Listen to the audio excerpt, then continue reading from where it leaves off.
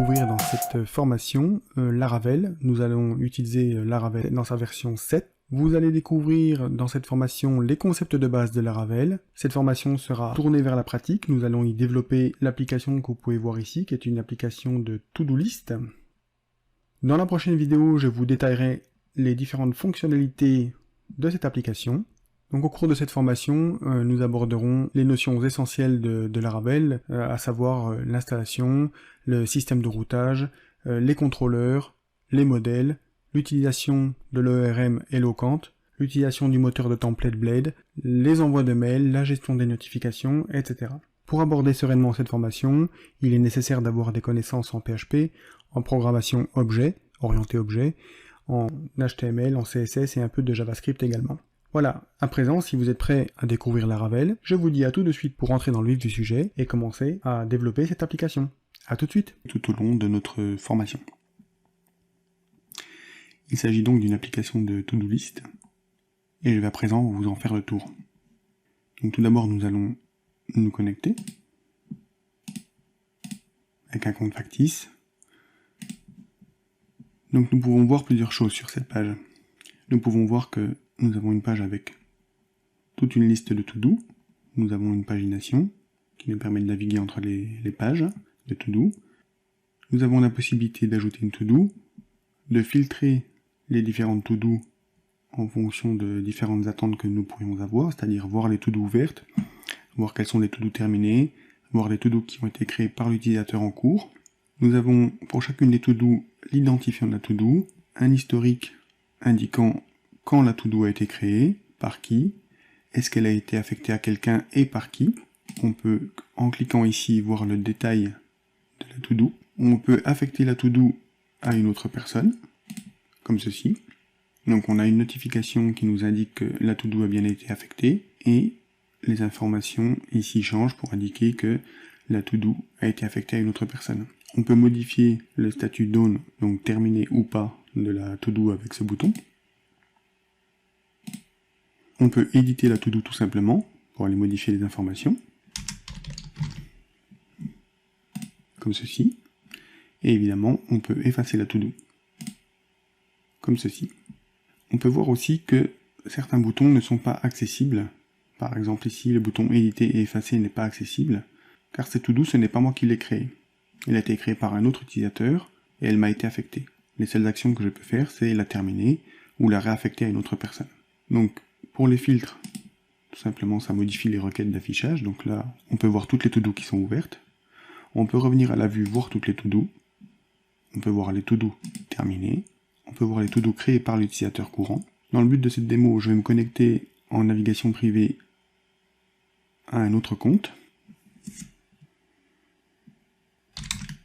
Voilà, donc je suis connecté au compte Fred. Et on peut voir ici que j'ai une notification. C'est la to-do que l'autre utilisateur, John Doe, a affecté et que nous avions modifié juste avant. Donc on peut voir que c'est cette to-do, ici, et on voit bien que je ne peux ni l'éditer ni l'effacer puisque ce n'est pas moi qui l'ai créé. Donc je peux par exemple la basculer au statut Done et la réaffecter à John. Et donc elle disparaît de ma liste de to-do. Si je reviens sur le profil de John, eh bien, je peux voir que j'ai une notification qui m'indique que Fred m'a réaffecté cette to-do, et donc je vois que la to-do est bien au statut terminé, et qu'elle m'a été affectée effectivement par Fred. Voilà, donc c'était une présentation de l'application que nous allons développer maintenant au cours de cette formation. Je vous souhaite une bonne formation, j'espère que vous apprendrez beaucoup de choses, et n'hésitez pas à me contacter si vous avez la moindre question, je serai là pour vous y répondre. A tout de suite pour la première leçon. Dans cette session, nous allons voir comment installer Laravel et configurer notre projet. Donc, pour commencer, on se lance une petite console Commander.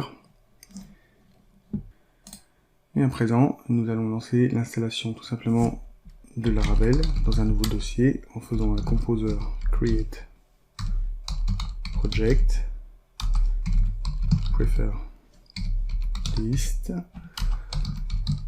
le nom du paquet qu'on souhaite installer, Laravel, et le répertoire qui nous intéresse, nous allons l'appeler Laravel to do. Voilà, on vérifie la syntaxe, composer create project, Un petit typo ici. Preferred dist. Et pour le reste, on est OK. On peut lancer. Alors Composer va installer tous les packages qui lui sont nécessaires pour installer Laravel. Cela, en fonction de votre connexion internet, peut prendre plus ou moins de temps. Et je vous propose qu'on se retrouve directement à la fin de l'installation.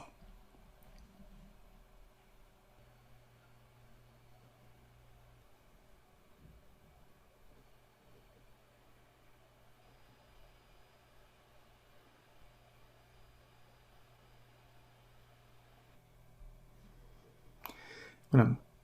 Laravel a fini d'être installé par Composer. Nous pouvons aller vérifier dans le répertoire Laravel d'où que nous avons bien une structure implémentée par Laravel. Donc c'est bien le cas.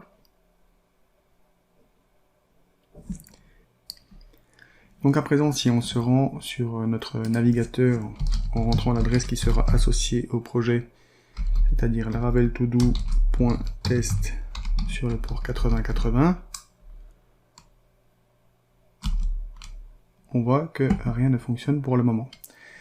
C'est tout à fait normal car nous utilisons l'Aragon. Par contre, nous n'avons pas installé Laravel directement via l'Aragon, nous l'avons installé via la ligne de commande. Ceci afin que vous puissiez être indépendant si vous ne souhaitez pas utiliser l'Aragon, mais sachez qu'il est possible d'installer Laravel directement avec l'Aragon. Par contre, pour qu'il puisse prendre en compte notre nom de domaine qui est automatiquement généré lors d'une installation, à la création d'un dossier, il faut lui dire quand même de relancer Nginx. Donc on reload. Il nous demande une autorisation d'effectuer sa commande. Nous acceptons. À présent, nous n'avons plus besoin de cette fenêtre. À présent, si je recharge la page, nous avons bien la page d'accueil de Laravel qui s'affiche. Donc notre installation Laravel est fonctionnelle. Donc l'installation n'est pas finie pour autant, puisque nous allons avoir besoin d'une base de données pour notre projet. Et donc nous allons voir comment créer une base de données via l'outil Laragon, qui propose ici, en cliquant sur Database, d'ouvrir cet outil SQL qui permet de gérer les bases de données pour nos projets. Donc pour créer une nouvelle base de données, je vous montre la procédure, mais je ne validerai pas puisque j'ai déjà ma base de données qui est créée. Tout simplement sur l'arborescence, la base de l'arborescence de toutes vos bases de données, vous cliquez à droite dessus, vous faites créer une nouvelle base de données, vous rentrez le nom de votre base de données, ici ce sera laravel-todo, en accord avec le nom de notre projet.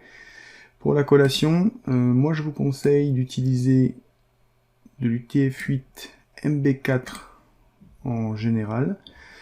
Pourquoi? Parce que ça permet d'intégrer directement dans les bases de données la gestion des smileys. Donc ensuite vous cliquez sur OK et il va vous créer votre base de données. Voilà.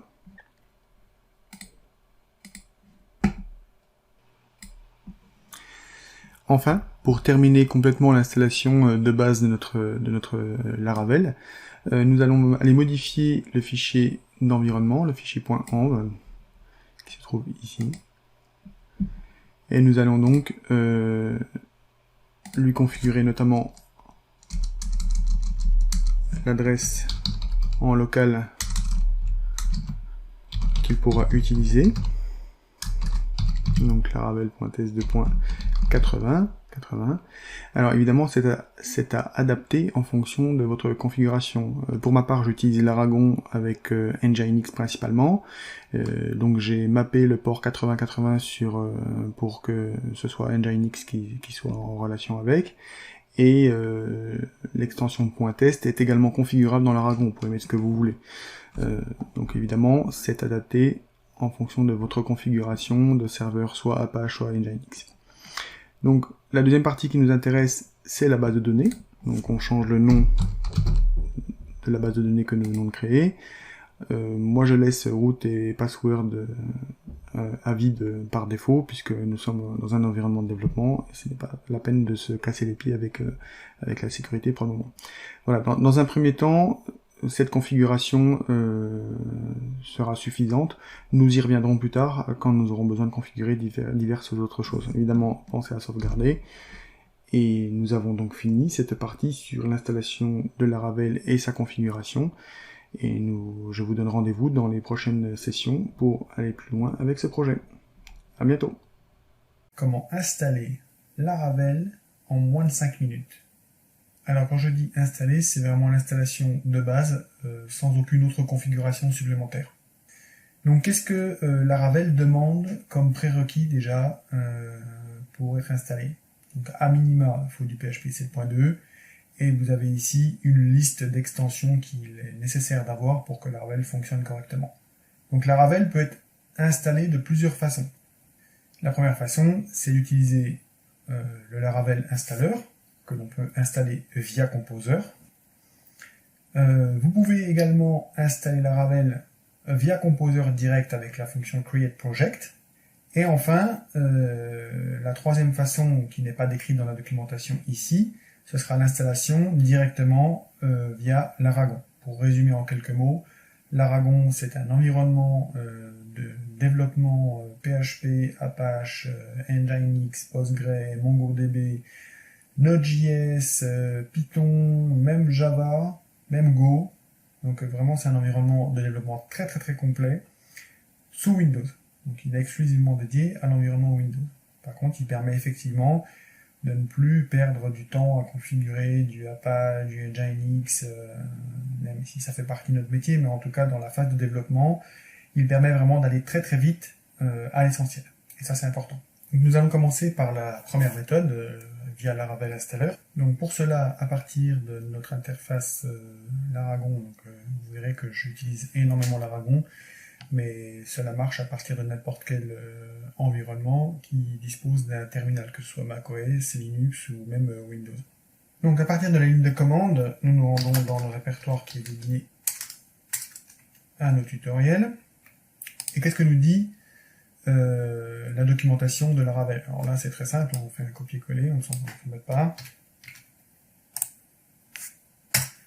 On envoie la ligne de commande et on le laisse travailler. Donc selon la vitesse de votre connexion, ce sera plus ou moins rapide. Donc je vous propose comme toujours d'aller prendre un petit café en attendant, et on se retrouve dès que la progression sera bien entamée. Voilà, donc l'installation a commencé, il installe tous les paquets, donc la plupart. Certains d'entre eux sont récupérés depuis le cache, puisqu'à chaque installation, les paquets sont mis en cache pour préserver un peu de bande passante. S'il n'y a pas de modification de numéro de version, il garde le paquet qui était déjà en cache.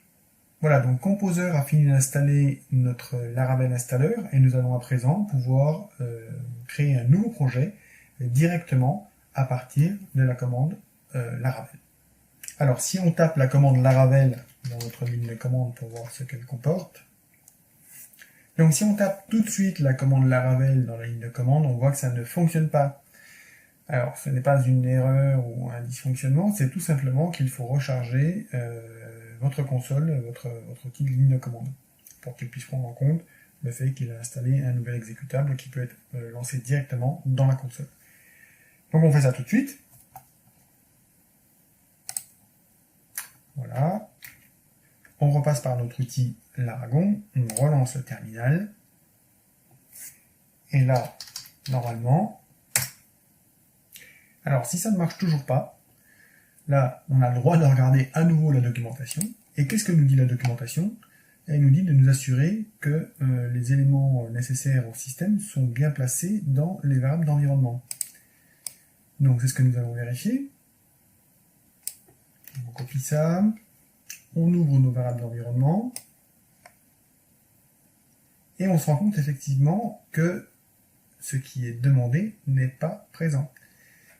Et on peut donc le rajouter à notre passe. Donc, tout simplement en le copiant, collant comme ceci. On valide. Alors, il sera sans doute nécessaire de relancer notre console. Donc à présent que le pass a été modifié et validé, que nous avons fermé notre console et que nous avons tout relancé, Si nous lançons la commande Laravel, nous voyons que nous avons bien à disposition le Laravel installer dans sa version 2.2 avec le détail de son usage et des commandes associées. Donc, à partir de là, il est très simple de créer une nouvelle application Laravel en faisant tout simplement Laravel new, ne soyons pas du tout original, blog. On tape entrée et Laravel installer va s'occuper de créer notre application en téléchargeant tous les paquets qui lui sont nécessaires. Encore une fois, beaucoup viendront directement du cache, sauf si vous n'avez jamais installé Laravel auparavant. Mais si vous développez et que vous le faites régulièrement, vous aurez quand même beaucoup de paquets qui viendront directement du cache. Et les nouvelles versions qui seront sorties entre-temps, qui correspondront au fichier composer.json de votre installation Laravel, seront mises à jour avec les nouvelles versions et donc téléchargées. Voilà, donc encore une fois, cela va prendre encore un petit peu de temps. Vous pouvez reprendre un café ou une bière si c'est l'heure de l'apéro ou tout ce que vous voulez. On se retrouve dès que Laravel Installer a terminé notre installation. Et voilà, donc Laravel Installer a terminé de récupérer tous les paquets qui lui étaient nécessaires. Il a effectué l'installation de Laravel, notamment en générant les autoloads, en setant la clé de l'application et en découvrant les packages qui lui sont nécessaires directement. Voilà, donc là, pour lui, le travail à présent est terminé. Donc, ce que nous pouvons faire à présent pour vérifier qu'il y a bien un site derrière tout ça et que cela fonctionne, c'est tout d'abord nous rendre dans le répertoire que nous venons d'installer, tout du moins que Laravel Installer a mis en place. Donc, on voit bien qu'il y a tous les fichiers correspondant à l'arborescence habituelle d'un projet Laravel. Et pour lancer le projet, tout simplement, nous allons faire un PHP artisan serve. Vous appuyez sur la touche entrée et normalement la magie doit opérer. Donc on voit qu'on peut rentrer directement cette adresse dans notre navigateur, ce que nous allons faire tout de suite.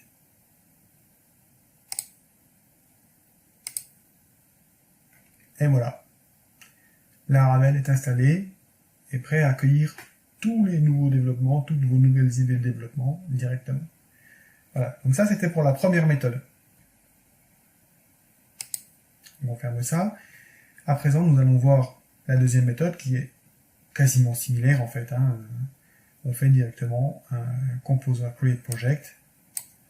Et Laravel, au lieu de utiliser Laravel Installer, va installer toute l'application directement via Composer. Donc on est reparti. On reprend donc notre console. On arrête notre serveur de développement. On se fait un petit clear.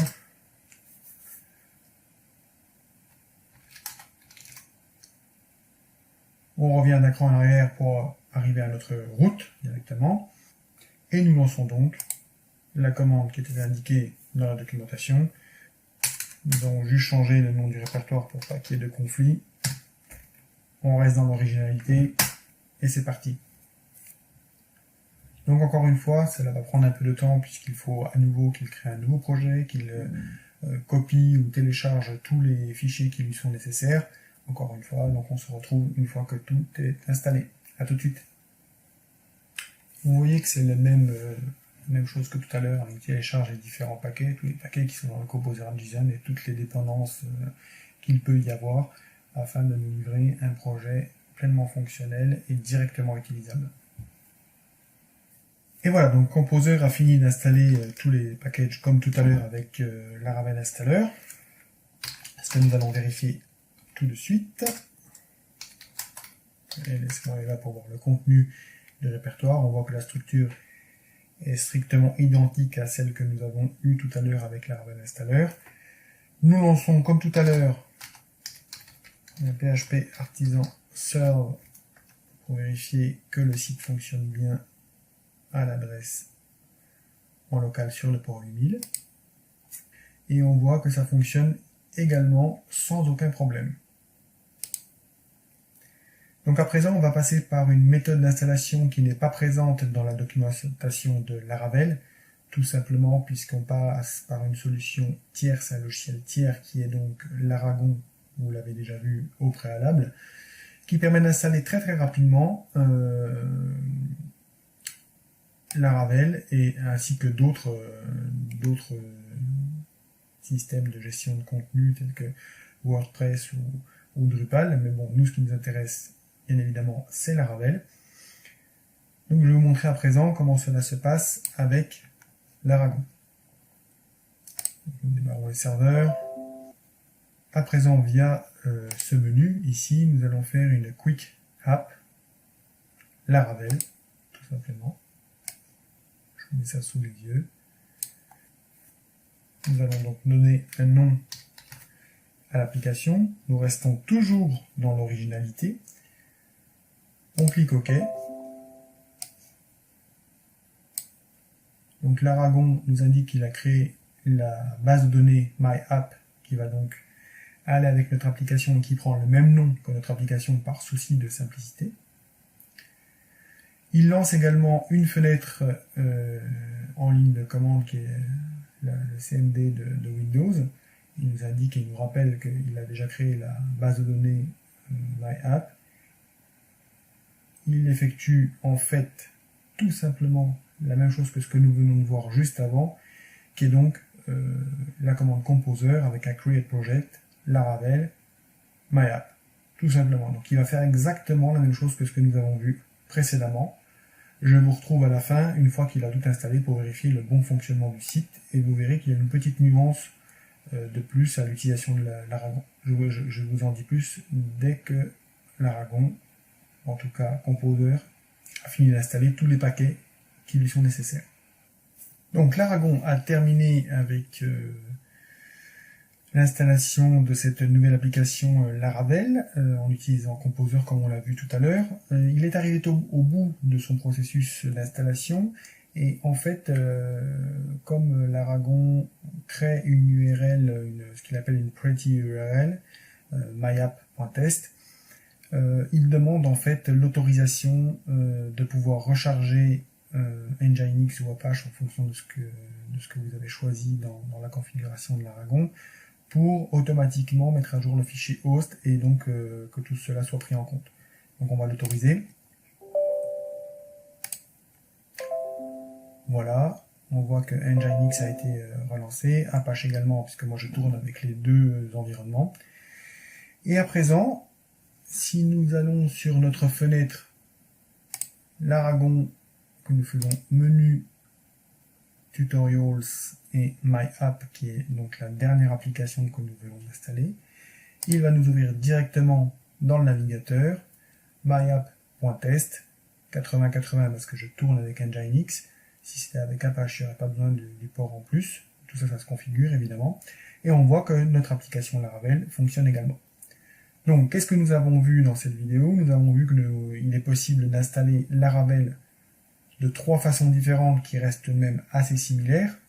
Une avec Laravel Installer, qui demande au préalable d'installer via Composer le Laravel Installer. Nous avons vu en seconde méthode l'installation de Laravel avec Composer Create Project.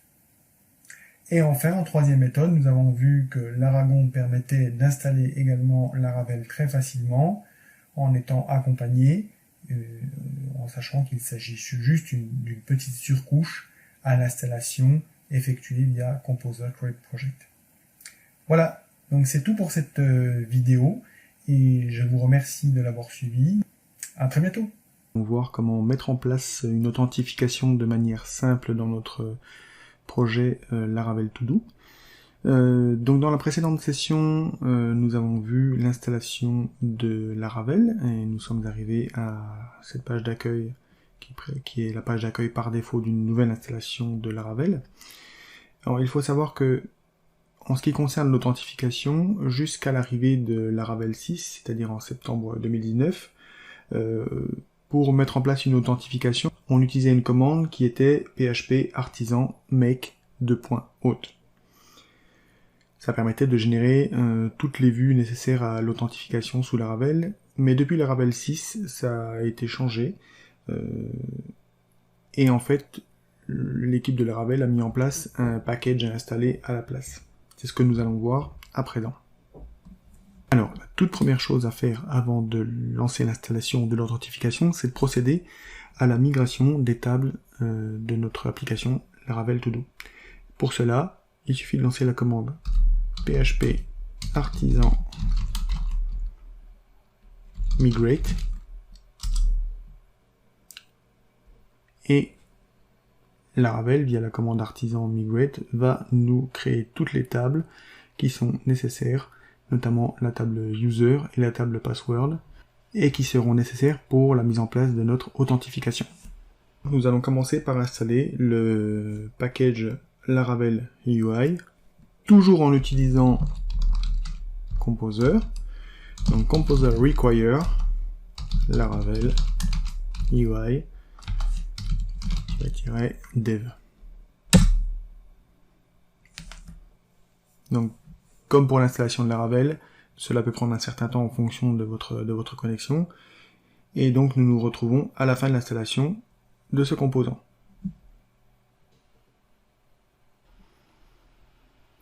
Voilà, l'installation de ce composant Laravel UI est à présent terminée. Si nous tapons php artisan, nous pouvons voir que nous avons de nouvelles commandes artisan UI. À présent, afin d'installer l'authentification sur notre projet Laravel To Do, nous allons nous servir de cette commande php artisan UI. On va utiliser le framework Bootstrap et on lui passe les paramètres hôte en plus afin qu'il génère toutes les vues nécessaires à l'authentification.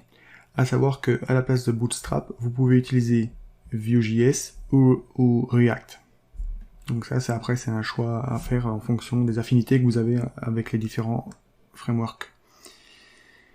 À présent, on a en tout cas validé et nous voyons qu'il a bien installé tout ce qui était nécessaire et il nous demande en plus de lancer la commande npm install et npm run dev pour compiler tous les éléments nécessaires à cette partie authentification.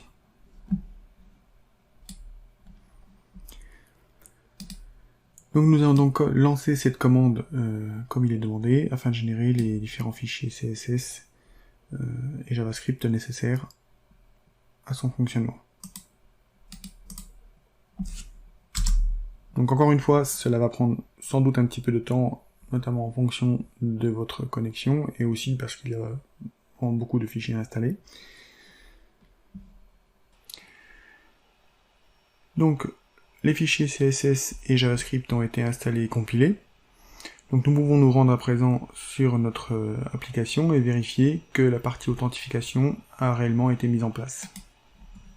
Donc si je recharge la page, on voit bien ici l'apparition de deux liens, login et register, qui indiquent que très probablement l'authentification s'est bien mise en place. Ce que nous pouvons faire également, c'est aller voir dans notre éditeur de code qu'est-ce qui a été changé par la mise en place de cette authentification. Donc il y a plusieurs aspects.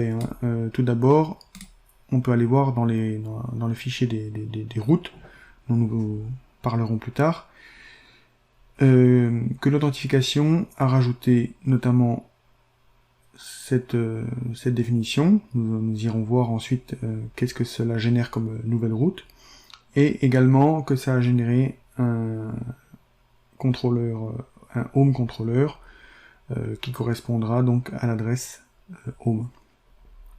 Donc qui dit nouveau contrôleur avec nouvelle adresse dit probablement de nouvelles vues. Et nous voyons effectivement qu'il y a bien une vue home qui correspond donc à ce contrôleur. Et on peut voir aussi que nous avons un sous-répertoire hôte qui contient toutes les vues nécessaires à la connexion, à l'enregistrement, etc. Donc à présent, il peut être intéressant d'aller voir dans notre console Une chose que vous pouvez faire assez régulièrement quand vous avez de nouvelles routes et que vous travaillez sur les routes, c'est de vérifier les routes qui sont présentes dans notre application.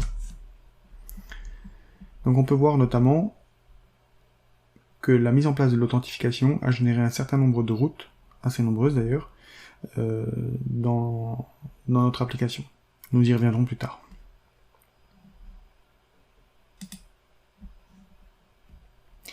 Donc nous allons vérifier que tout fonctionne correctement en enregistrant un nouvel utilisateur. On voit que la partie formulaire est générée effectivement par du Bootstrap ainsi que la barre de navigation. Donc remplissons le formulaire. Donc, on va créer évidemment un utilisateur factice, John Doe.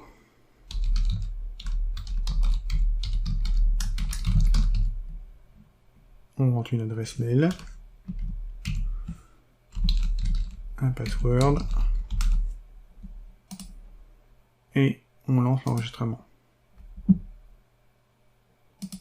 On voit également que nous avons des vérifications avant la soumission de formulaire, nous y reviendrons également plus tard. Donc là on me dit qu'il faut au moins 8 caractères, pas 6. Voilà. Et donc nous revenons sur une page Home qui nous dit que nous sommes bien logués. Nous avons également ici notre nom qui est affiché et nous avons un lien pour quitter. Donc on voit bien que tout est fonctionnel. Donc à présent on va juste se déloguer et on va utiliser le bouton Login pour vérifier que tout est vraiment fonctionnel et que notre utilisateur a bien été mis en place en base de données.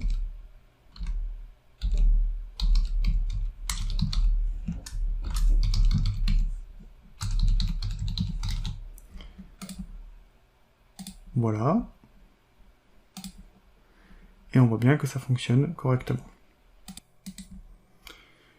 Donc au travers de la mise en place de cette authentification, nous voyons que Laravel permet de mettre en place très simplement toute la partie authentification avec très peu de besoin, en fait finalement, une demande en ligne de commande, et que tout est géré directement.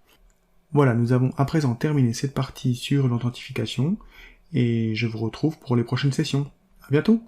Voici une nouvelle session où nous allons aborder principalement le sujet du routage.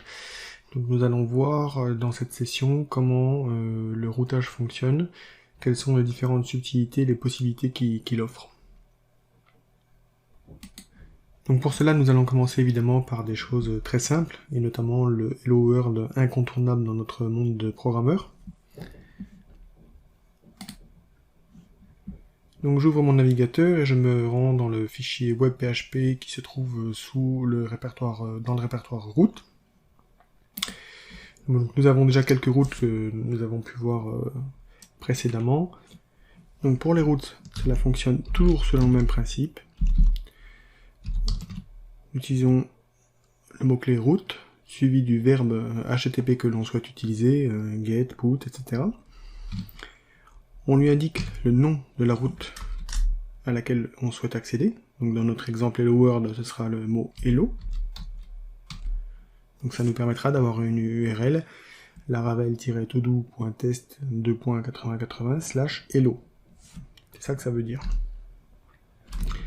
Et derrière, on va y associer une action. Donc pour notre simple exemple Hello World, nous allons partir sur l'implémentation d'une fonction anonyme, comme ceci, et dans laquelle on va tout simplement retourner notre chaîne de caractères Hello World.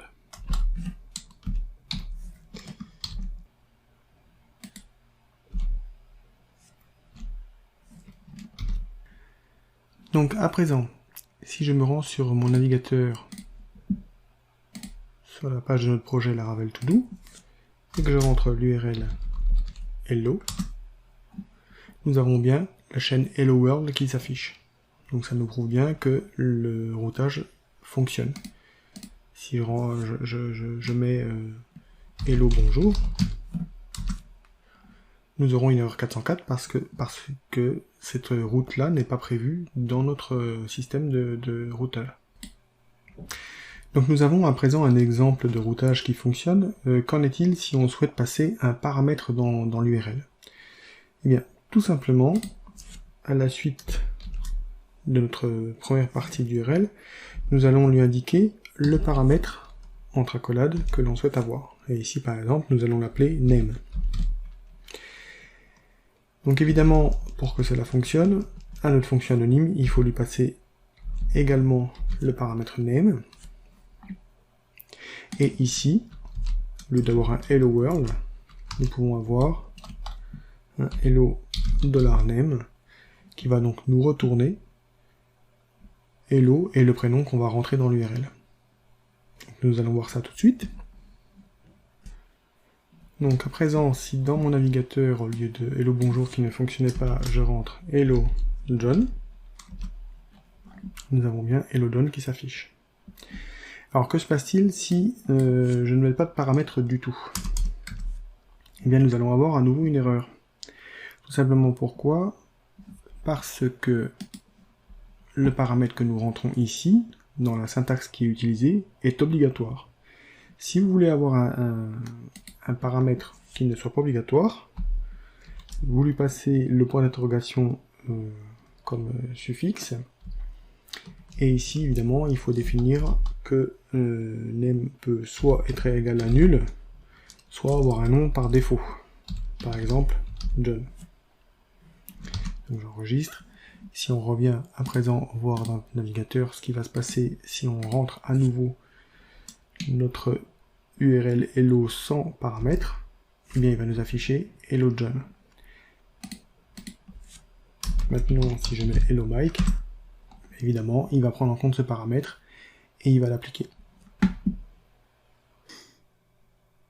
Bien, tout cela est très intéressant, mais c'est assez limitant et c'est uniquement dans un cadre de démonstration. À présent, nous allons mettre en place une page à propos toute simple pour notre projet, pour voir comment se passe le fonctionnement du routage avec un contrôleur et une vue.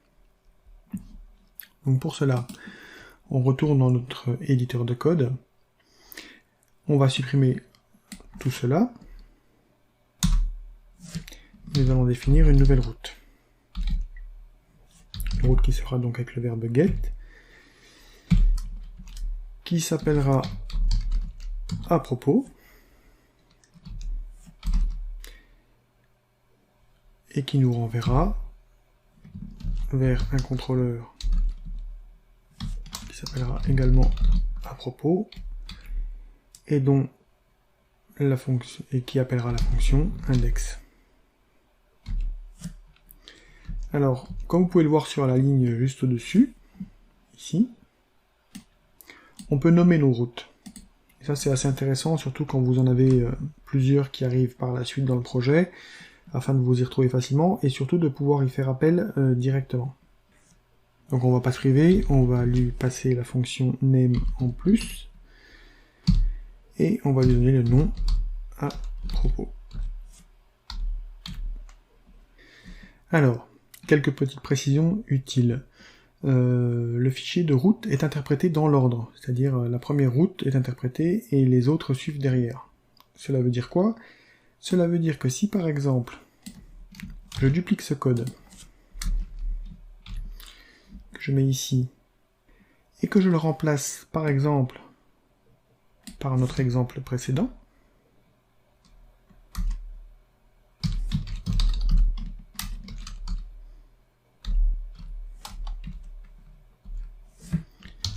voilà.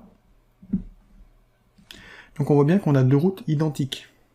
Donc d'après ce que je viens de vous expliquer, les routes sont interprétées dans l'ordre, ce qui veut dire que cette route qui est passée en première sera écrasée et remplacée par la suivante. En fait, il ne tiendra pas compte du tout de cette route.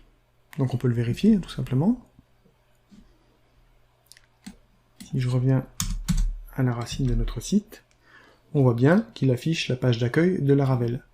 À présent, si je permute les deux blocs,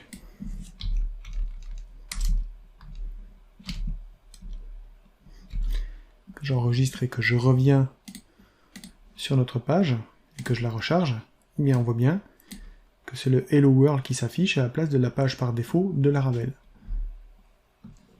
Cela indique bien que l'ordre des routes a une importance capitale, donc soyez très attentifs à ça lorsque vous créerez vos fichiers de route, pour ne pas vous retrouver avec des routes qui sont ignorées alors que vous en avez réellement besoin. La deuxième chose que je voulais vous indiquer, c'est que on a parlé du fait que l'on pouvait nommer les routes, et cela vient du fait que on peut utiliser les fonctions de manière chaînée dans Laravel. C'est un grand principe dans Laravel, de pouvoir chaîner massivement les fonctions les unes derrière les autres. On le verra par la suite, notamment dans les collections, où vraiment c'est très parlant. Voilà, donc nous avons à présent notre route à propos qui est définie. À présent, si je vais dans mon navigateur et que je tape à propos, bien évidemment, nous allons rencontrer une erreur puisque les contrôleurs et les vues ne sont pas définis. Donc il nous le dit très clairement, il nous dit que le contrôleur à propos n'existe pas. Voilà. Donc pour corriger cela, l'étape suivante, c'est d'aller créer un contrôleur. Donc les contrôleurs se situent dans le répertoire app http contrôleur. Et nous voyons que nous avons déjà un home controller. Donc pour créer un contrôleur, il y a deux possibilités principales, qui sont soit de créer directement un fichier ici, voire même en dupliquant le home controller, mais Laravel a mis à disposition un outil qui s'appelle Artisan, qui permet de lancer en ligne de commande un certain nombre de commandes qui vont nous permettre de construire notre application au fur et à mesure. Donc nous allons voir ça rapidement. Alors, pour toutes les commandes de Artisan, vous pouvez faire un PHP Artisan. Bon, déjà, ça va vous lister toutes les commandes pour savoir ce que vous avez comme commande possible. Et quand on recherche, en fait, on peut voir par exemple que dans le sous-répertoire make, nous avons la possibilité de créer un contrôleur, create a new controller class. Donc, sachant cela, on peut faire ceci, donc make .controller, et quand on ne maîtrise pas encore la syntaxe des commandes artisan, pour chacune de ces commandes, vous pouvez passer la commande avec le paramètre optionnel help, qui va vous expliquer comment fonctionne la commande. Donc là, il nous explique voilà la syntaxe à utiliser, donc make .controller, les options, et ensuite le nom du contrôleur que nous souhaitons créer, et tout un tas d'options possibles ici. Donc pour le moment, nous allons rester dans quelque chose de très simple. Donc nous allons faire PHP artisan make contrôleur, le nom de notre contrôleur à propos, et il faut savoir qu'il faut lui rajouter le mot contrôleur à la suite pour qu'il adopte la bonne syntaxe. On tape entrée, Artisan se charge pour nous de créer le nouveau contrôleur que nous allons pouvoir retrouver directement dans notre éditeur de code, et il nous a créé donc le squelette d'un nouveau contrôleur. Donc il faut savoir que Laravel est basé sur le principe du modèle du pattern MVC, donc modèle vue contrôleur. Donc nous, ici, nous sommes dans le contrôleur. Le contrôleur, il a pour fonction de produire en fait la mécanique de transformer les données qui peuvent être dans la base de données et de les envoyer à la vue. Donc si besoin, nous récupérons des données via des modèles, ça nous le verrons plus tard, mais principalement le contrôleur, lui, passe la main à la vue, qui est en charge d'afficher les résultats à l'écran. Donc dans le cadre de notre page à propos, qui va être une page statique qui ne nécessite a priori pas de données, nous allons simplement demander à notre contrôleur de nous rediriger vers la vue adéquate, et c'est elle qui contiendra le contenu de notre page à propos. Donc pour faire cela, dans notre classe à propos, contrôleur, il suffit de déclarer une nouvelle fonction index, qui aura pour unique mission de nous retourner le composant view de Laravel. Alors ici, vous voyez, vous avez plusieurs composants. En fait, nous, il faut qu'on choisisse éliminer de support façade. Donc il nous importe en même temps, en faisant cela, le bon composant à utiliser. Donc ensuite, il suffit de lui passer le nom de la vue. Donc une pratique assez intéressante dans Laravel, c'est de catégoriser nos vues dans des répertoires, pour éviter que ce soit dans le bazar dans le répertoire view, tout simplement. Donc, nous, on est sur la page à propos, donc on peut très bien se dire, on va créer un répertoire à propos, dans le répertoire view, et on lui passera juste la vue index. Je vous montre ça juste après. Et comme nous n'avons pas de données à transmettre à la vue, on peut se contenter uniquement de ceci. Voilà. Donc là, je vais faire exprès de relancer la page à propos dans le navigateur pour voir le changement d'erreur. Donc là, il nous dit plus, évidemment, que le contrôleur n'existe pas, mais il nous dit par contre qu'il manque la vue à propos index. Et le système de debugging qui est associé à Laravel, qui a changé d'ailleurs dans la dernière version, nous dit tout simplement, nous guide un petit peu, et nous dit, est-ce que vous êtes sûr qu'il y a bien une vue qui existe avec une extension blade.php. Donc, nous passons maintenant à l'étape suivante, et nous allons donc aller créer notre vue, telle que nous venons de la définir. Donc on se passe dans le répertoire view, ici, qui est sous le répertoire ressources, et on va créer un nouveau fichier. Et petite astuce de syntaxe, en fait on va créer à la fois le répertoire et le fichier. Donc on tape à propos, qui va être notre répertoire, et ensuite on rentre le nom du fichier proprement dit, avec l'extension blade avant l'extension PHP. C'est ce qui va permettre à notre Laravel de savoir que c'est bien un fichier de vue blade qu'il peut utiliser.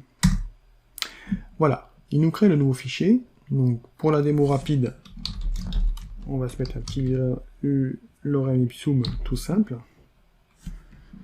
On enregistre, on revient dans notre navigateur, on recharge notre page, et on voit que ça fonctionne. Donc on est bien passé, à partir de cette URL à propos, on est bien passé dans le fichier web.php qui est dans le répertoire route. On a bien trouvé une route qui s'appelle à propos, qui utilise le verbe get. Le routeur de PHP, avec la route qui est définie dans le fichier dont nous venons de parler, nous renvoie vers un contrôleur qui s'appelle à propos contrôleur, et nous demande d'utiliser la fonction index. Cette fonction index nous renvoie simplement vers la vue qui se trouve dans le répertoire ressources view à propos index.blade.php, et cette dernière nous affiche une simple chaîne de caractères, lorem ipsum. Donc nous avons bien utilisé toutes les étapes du routage des contrôleurs de la vue pour en arriver là. Bon, à présent, on souhaiterait quand même avoir quelque chose d'un peu plus présentable, et nous allons introduire ici un petit peu de composants Bootstrap pour assurer une meilleure mise en page.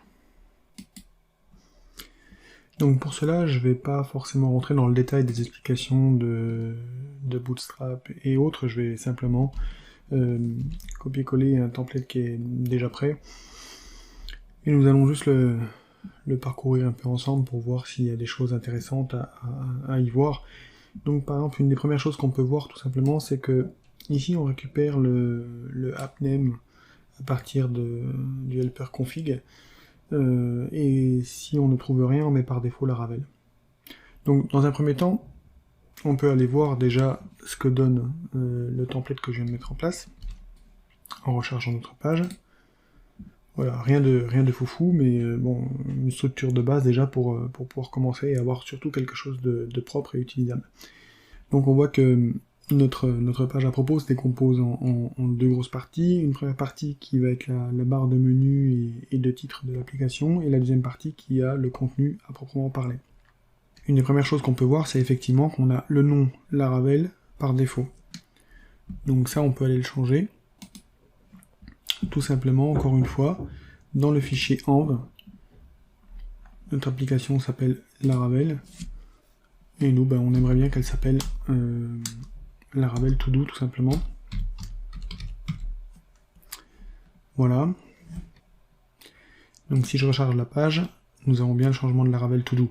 Alors, une petite chose importante au passage, c'est que les fichiers, le fichier env ne supportera pas une syntaxe telle que celle-là, par exemple.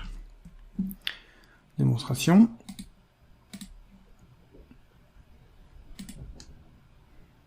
Donc c'est pourquoi il est absolument nécessaire de mettre entre cotes les paramètres dans le fichier env qui contiennent des espaces. Comme ceci. Et là on va voir qu'on retrouve notre application sans aucun problème. Voilà. Donc avec le titre qui est correctement renseigné. Donc ensuite, notre fichier. Donc on voit qu'il y a tout un tas de feuilles de style et autres qui sont appelées. Donc on retrouve notre app-name comme nous venons de le voir. Tout un code qui sert à la mise en place de la barre de navigation en utilisant les classes de Bootstrap. Les parties, nous commençons à avoir des fonctions de Blade qui permettent de gérer les différents cas avec des if, des else, etc. Donc ça c'est pour toute la partie login, register, logout. Et nous arrivons à la partie contenu, donc qui pareil utilise vraiment du basique de Bootstrap pour faire notre affichage. Alors, il faut savoir également que Laravel nous permet, via le mécanisme de vue, de pouvoir mettre en place du layout et que nos vues héritent du layout pour éviter, notamment par exemple tout ce code qui est ici, de le répéter sur chacune des vues. Ceci a deux avantages. Premièrement, la concision de vos fichiers de vue pour qu'ils soient plus lisibles, et surtout, si vous avez quelque chose à changer dans votre navbar ou s'il y a un bug ou quoi que ce soit, vous ne le changez qu'à un seul endroit. Toujours la même chose dans le principe de programmation, que ce soit PHP ou autre, hein, c'est d'éviter de se répéter. Le principe dry, don't repeat yourself. Parce que ça amène à faire tout un tas de multiples corrections pour finalement une seule erreur ou une seule modification. Donc il faut autant que possible factoriser le code au mieux. Toujours cette notion de refactorisation du code. Voilà, donc là nous avons mis en place notre page à propos par défaut, et nous allons voir juste après comment mettre en place un layout qui est réutilisable, comme je viens de l'expliquer. Donc on est parti. Alors il faut savoir que du fait que nous avons généré au début de ce tutoriel la partie avec Laravel UI au format Bootstrap, nous avons déjà un répertoire layout avec déjà un fichier app.blade.php qui va nous servir de layout principal. Donc on voit qu'il reprend quasiment exactement le même code. Il introduit juste une réservation, on va dire, pour introduire du contenu avec le mot-clé yield. Donc nous allons intégrer ce layout à notre fichier index.blade.php. Donc cela veut dire tout simplement que notre fichier de vue index.blade.php, qui sert pour l'URL à propos, va se limiter uniquement au contenu que l'on voit ici, et tout le reste en fait va être remplacé par le layout. Donc on voit ça tout de suite, donc on supprime le code qui correspond au code du layout. Voilà. Et à présent, on va expliquer à notre template qu'il va devoir étendre. Donc pour ça on a un mot-clé dans Blade qui s'appelle @extends, et on lui donne le chemin et le nom du layout. Donc, comme nous sommes dans Vue, le chemin va se composer notamment du répertoire Layout, et le nom du fichier Vue dans Layout, c'est app. Donc, on lui rentre app. Voilà, ça c'est la première partie. Ensuite, il faut placer une balise blade qui s'appelle @section, qui va prendre le nom content, comme ceci, et il faut terminer notre code avec cette même balise, mais précédée du mot-clé end, donc ce qui nous donne end section. Pourquoi on fait ça? Tout simplement parce que quand vous regardez votre fichier app.blade.php, qui est donc le layout, il utilise le mot-clé yield pour indiquer ici on insère un contenu qui s'appelle content. Et comme nous avons appelé notre contenu content, et bien il va prendre tout ça, il va venir l'insérer directement ici à la place de cet @yield content. Voilà. Donc on peut vérifier à présent que tout fonctionne toujours correctement. Si je recharge ma page, tout fonctionne à peu près, si ce n'est qu'on a perdu un petit peu ici de marge. Et cela s'explique simplement, c'est tout simplement que sur la balise encadrante, j'avais ajouté le mot-clé, la classe conteneur. Et on peut voir que si je la rajoute, on retrouve notre fonctionnement de départ. Dernière chose, on avait la barre du haut qui était en bleu, si je ne dis pas de bêtises.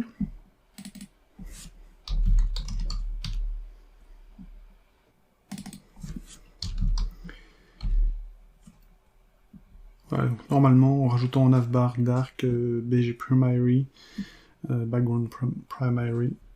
Voilà, donc nous avons bien retrouvé l'esthétique du site, entre guillemets, que nous avions précédemment.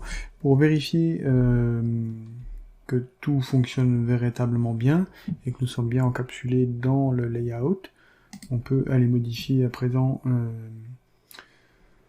un élément de texte, tout simplement de notre fichier index.blade.php, et vérifier que ça se propage bien sur notre page web. Donc c'est bien le cas. Donc là, voilà, nous venons d'intégrer notre vue dans le layout, et donc nous étendons le layout pour aller y placer le contenu qui nous intéresse.